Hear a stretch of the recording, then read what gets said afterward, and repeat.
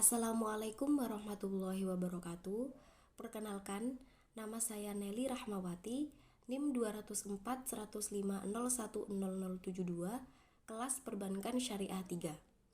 Di sini, saya akan menanggapi video dari Bapak Dr. Abdul Wadud Nafis LCMEI yang berjudul Pengangguran dalam Perspektif Ekonomi Islam. Langsung saja, di sini saya akan menjelaskan tentang definisi pengangguran. Pengangguran adalah orang yang tidak masuk dalam angkatan kerja, usia antara 15 sampai 64 tahun, yang sedang mencari pekerjaan dan belum mempunyai pekerjaan atau bahkan belum mendapatkan pekerjaan.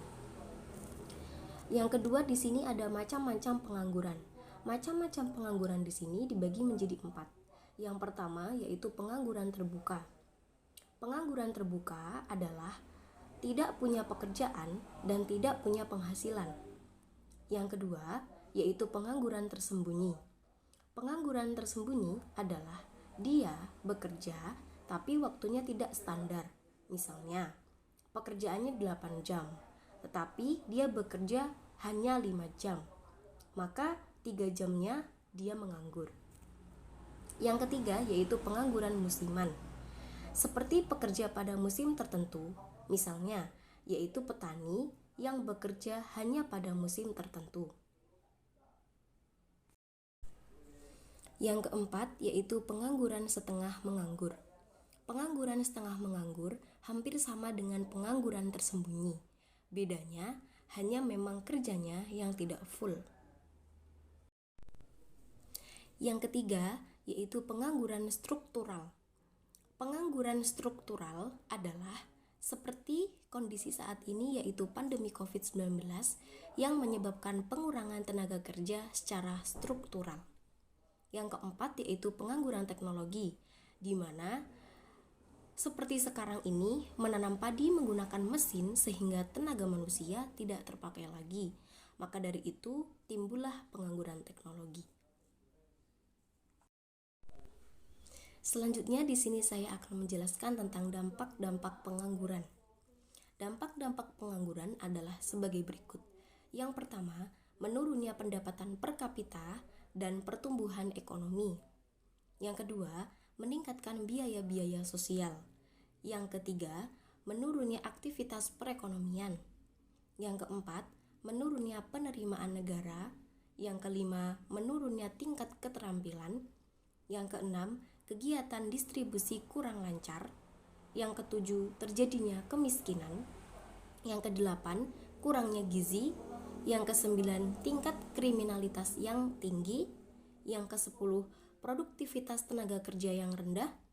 Yang kesebelas atau yang terakhir, upaya yang rendah. Selanjutnya di sini saya akan menjelaskan tentang penyebab pengangguran. Penyebab pengangguran di sini dibedakan menjadi 4. Yang pertama, tidak sebandingnya penawaran dengan permintaan kerja. Yang kedua, turunnya pengeluaran total dan output. Yang ketiga, perubahan teknologi. Yang keempat atau yang terakhir, waktu yang dibutuhkan untuk mencari pekerjaan. Selanjutnya, di sini saya akan menjelaskan bagaimana cara mengatasi pengangguran.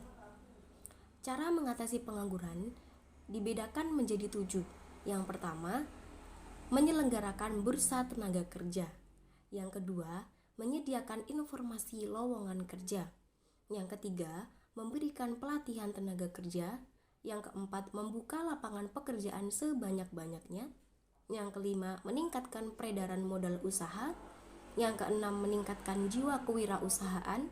Dan yang terakhir, yang ketujuh, yaitu transmigrasi. Selain itu, dalam ekonomi Islam, pengangguran dibedakan menjadi 2, yaitu yang pertama pengangguran jabariyah atau pengangguran terpaksa. Pengangguran jabariyah atau pengangguran terpaksa adalah orang yang tidak bekerja sedang mencari pekerjaan, namun belum dapat pekerjaan. Contohnya, korban yang sekarang terkena PHK. Yang kedua yaitu pengangguran khairiyah. Pengangguran khairiyah adalah pengangguran pilihan. Pengangguran ini disebabkan karena malas. Misalnya, ada seseorang yang mempunyai keterampilan dan sedang mempunyai lowongan pekerjaan, tetapi dia tidak mau bekerja hanya mengandalkan warisan dari orang tuanya. Selanjutnya, yang terakhir yaitu solusi pengangguran dalam perspektif ekonomi Islam.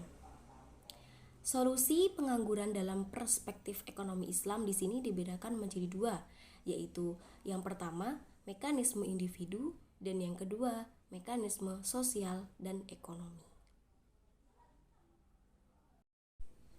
Sekian tanggapan saya mengenai video dari Bapak Dr. Abdul Wadud Nafis LCMEI yang berjudul Pengangguran dalam Perspektif Ekonomi Islam. Semoga bermanfaat. Wassalamualaikum warahmatullahi wabarakatuh.